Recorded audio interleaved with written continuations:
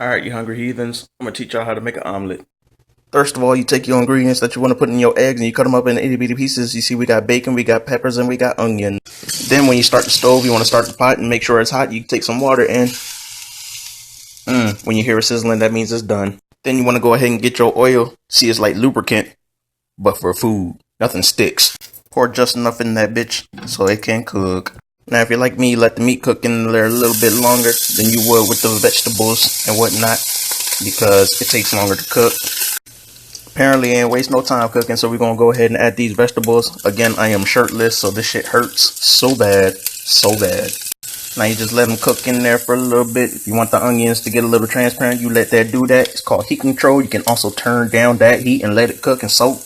When you think it's ready, you already take your already prepared eggs. They should come in a package, and then you just pour that beat in. Now, if you already know how to make an omelet, you know you gotta caress it a little bit because you don't want it to stick to the bottom. But that's why you got the oil in there, because it's lubricant. It's like sex, but for food.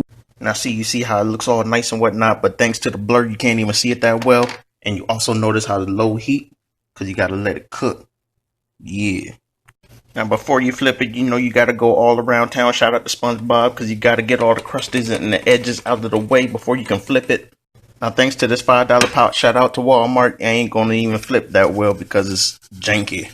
Thanks to the power of the creation, shout out to whoever created the spatula. I got to flip it with the spatula.